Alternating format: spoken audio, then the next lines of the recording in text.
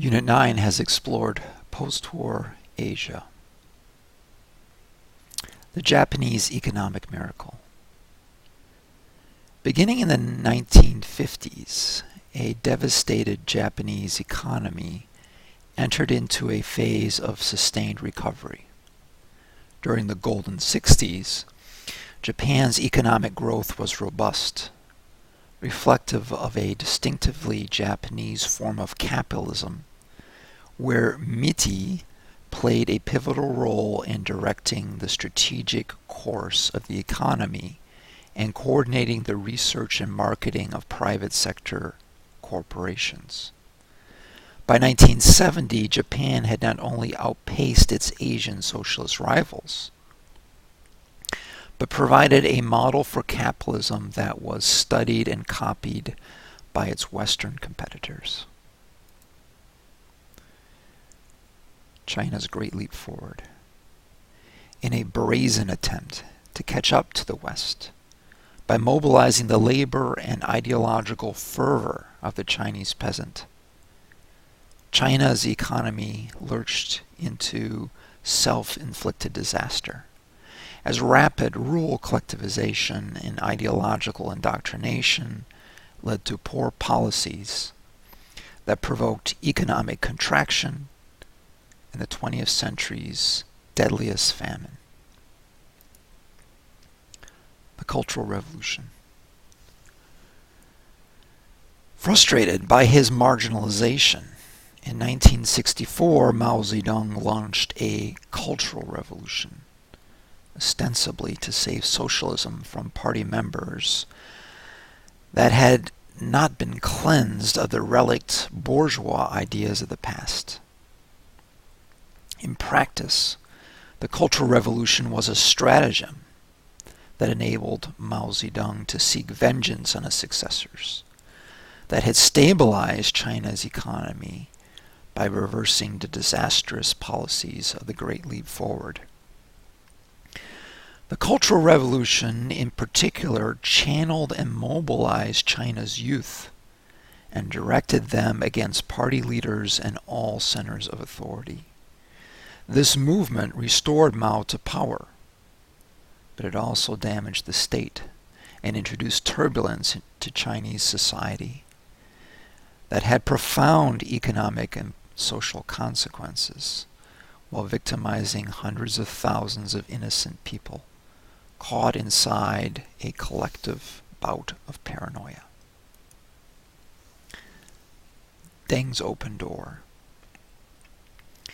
By 1979, Deng Xiaoping had consolidated his power as China's unofficial head of state, and he inaugurated a dramatic reversal of Mao's policies. The open door policy aimed to end China's international isolation and Mao's disastrous ideological experiments by following Japan's model for export-driven industrialization. Initially, there was a lot of opposition and resistance to Deng's gradual rollout of what he called socialism with market characteristics. But liberalization spurred dramatic economic growth, which won its support from both ordinary people and party officials. Deng's reforms set China on a new path, with the Communist Party as managers of what would become the world's second largest capitalist economy. India and Asian socialism. Under Nehru's tutelage, India embarked upon modernization and industrialization, generally following the Soviet model of state planning and investment in heavy industry. Although this program had popular support initially from the Congress Party, the bureaucratic system was rife with corruption, cost overruns, and waste, while rising birth rates erased many tangible gains and rural poverty increased. By the late 1980s, it became clear to most Indians that state socialism had failed, and they aspire to various liberalizations programs to adapt the Indian economy to global standards and in order to match the progress of its Pacific Rim neighbors. Two Chinas.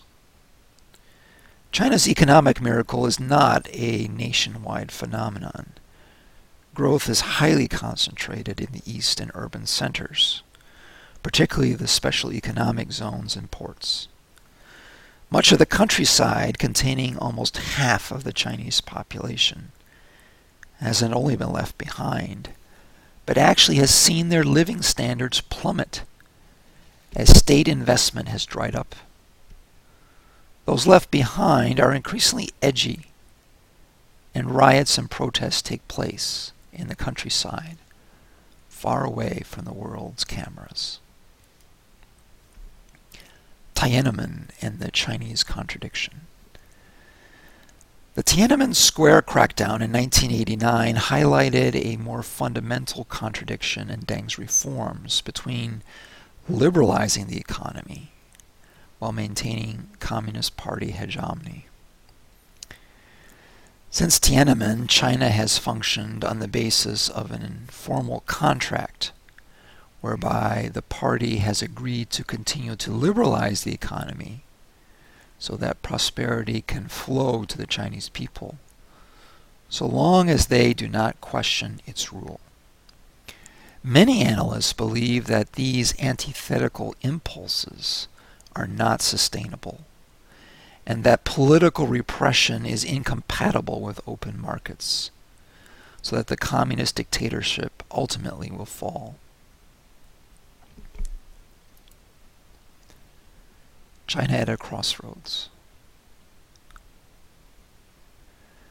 Whether it comes from harsh repression in Tiananmen, the colonization of Tibet, the sale of the organs of executed prisoners, the catastrophic damage of the Three Gorges Dam, or the horrendous working conditions that are found in sweatshops, the Chinese economic miracle has come at a high price.